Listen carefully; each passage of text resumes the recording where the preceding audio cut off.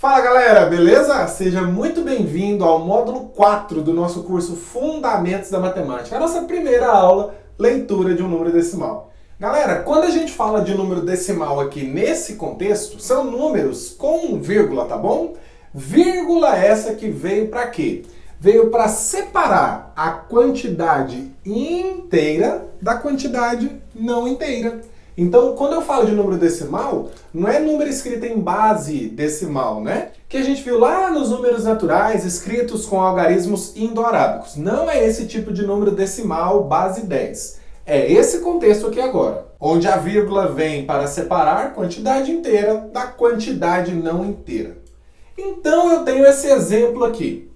3254,3751. Na parte inteira, 3.254, na parte não inteira, 3.751. Mas para a gente entender como que funciona a leitura desse número, nós precisamos entender como que funcionam as casas depois da vírgula, certo? Por quê? Porque até a parte das unidades, que é antes da vírgula, a gente já sabe, não sabe? Agora, depois da vírgula, precisamos aprender. A primeira casa depois da vírgula é a casa do que a gente chama de décimos, tá ok? Décimos. A segunda casa, centésimos. A terceira casa, milésimos. Podemos nos remeter à fração aqui também, tá? Lembra de décimos, denominador 10? Lembra de centésimos, denominador 100? E milésimos, 1000, denominador 1000. Tudo bem.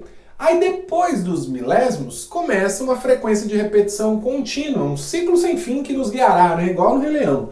Décimos de milésimos, centésimos de milésimos, milésimos de milésimos? Não. Seria milionésimos. A questão é que eu não sei se tem uma abreviação específica para esse M do milionésimos.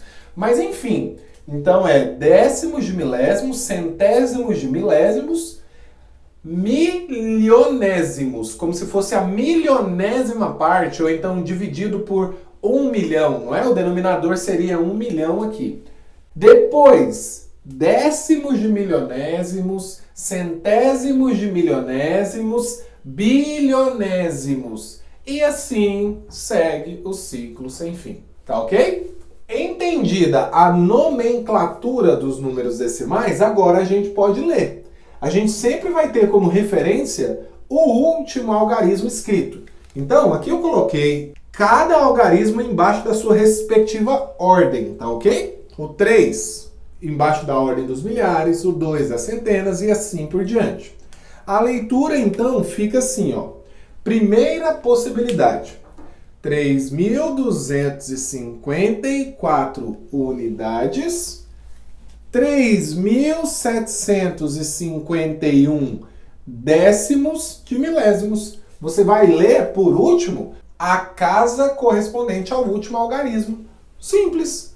Agora, você também poderia falar 3.254 inteiros e 3.751 décimos de milésimos. Você pode usar aqui nas unidades tanto inteiros quanto unidades apenas, tá ok? Os dois casos são válidos. Outros exemplos, galera. 42 unidades e 5 décimos. 42 unidades e 5 centésimos. 42 unidades e 5 milésimos, tá ok?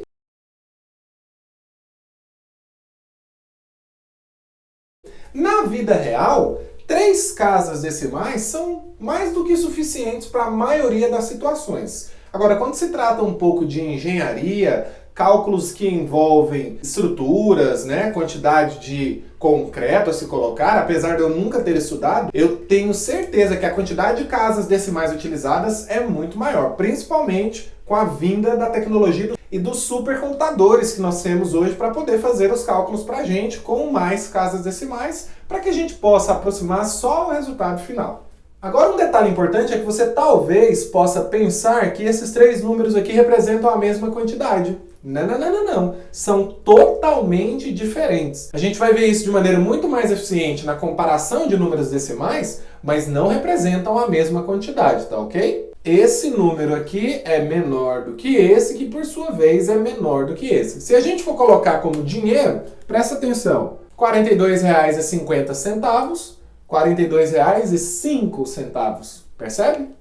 Agora, se tivesse dessa forma aqui, aí tudo bem. Os três números representam a mesma quantidade, apesar de que a leitura é feita de modo diferente. 42 unidades e 5 décimos, 42 unidades e 50 centésimos, 42 unidades e 500 milésimos. Tudo representa a mesma quantidade. O que é irrelevante aqui no que se diz respeito à quantidade? São esses zeros que estão à direita do último algarismo diferente de zero. Aí aqui nesse caso, esses zeros não vai alterar a quantidade. Pode alterar a leitura, mas não quantidade. Já fiquem preparados que lá na parte da nossa contextualização terá algo relacionado com isso daqui. Onde que nós podemos de fato aplicar a leitura de números decimais na nossa realidade? Apesar dos dois estarem relacionados, eu coloquei posto de gasolina porque todo mundo fica se perguntando: pra que esse decimal coloca a terceira casa decimal? Os frentistas é capaz que não sabem nem ler isso daí e coloca o preço daquele jeito lá, né? Fazer o quê? Vou explicar agora pra você.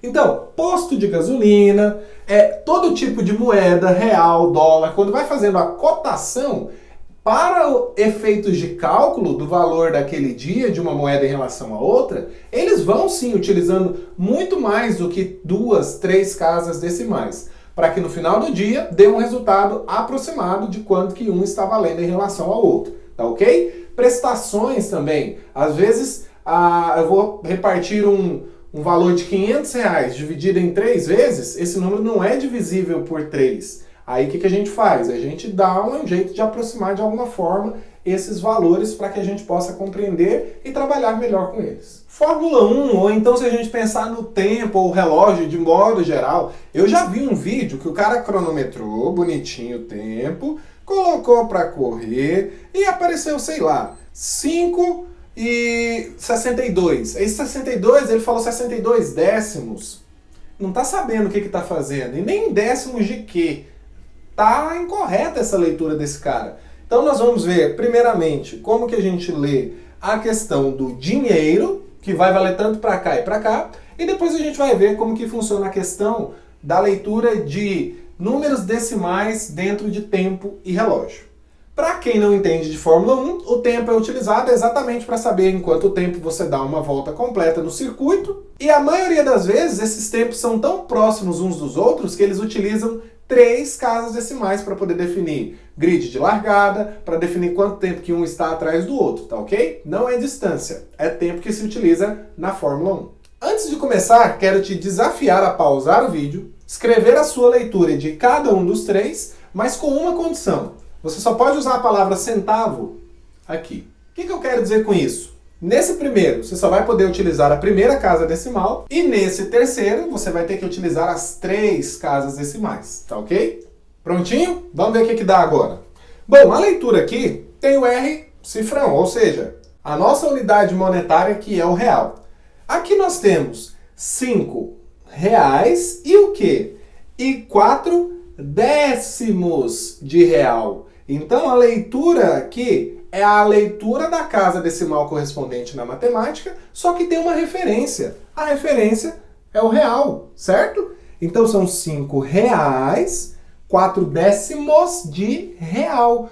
Ou seja, nós temos aqui R$1 dividido em 10 partes iguais, das quais eu estou tomando 4. 4 décimos de R$1, ou apenas 4 décimos de real. Você poderia ler também de maneira um pouco mais informal, como sendo 5 reais e 4 décimos. Só que esse décimos tem que estar claro na sua cabeça que se faz referência a 4 décimos de R$1, ou 4 décimos de real apenas. Tudo bem?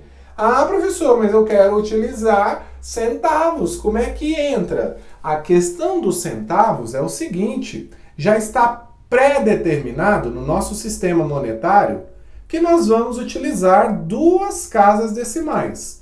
Qual que é a segunda casa decimal, matematicamente falando?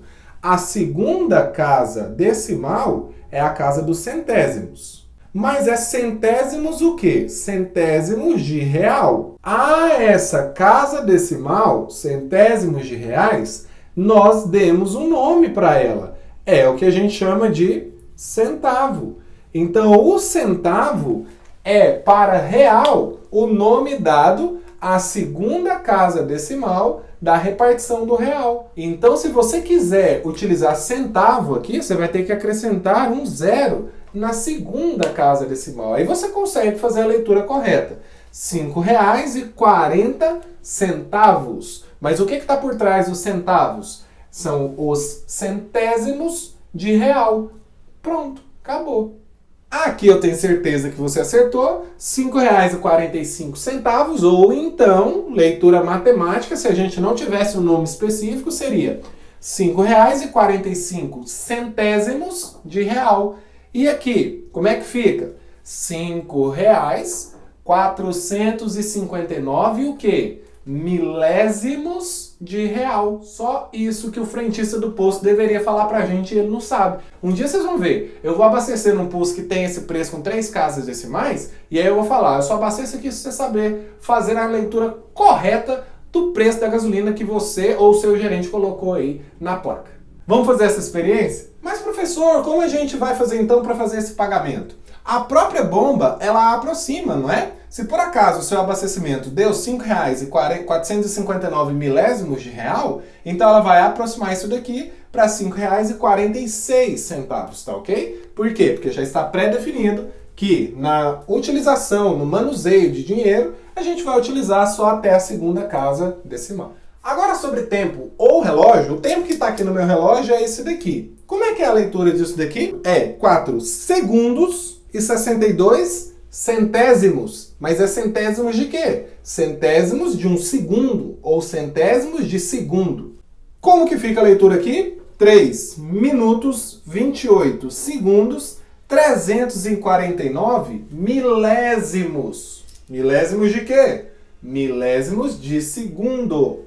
E aqui por último fica 6 minutos, 12 segundos e 4 décimos de segundo. Aí fica tudo tranquilo, falando a referência, apesar de que na prática a gente não fica falando a referência. Por quê? Porque é meio óbvio, não é? R$ 5,43. Centésimos o quê? De real. R$ 6,02. 2 décimos o quê? De real. A gente não precisa ficar falando tanto a referência assim quando a gente vai fazer a leitura formal. E um detalhe importante é que esses símbolos aqui, ó, eles são importados ou então emprestados lá nas medidas de ângulos, não é?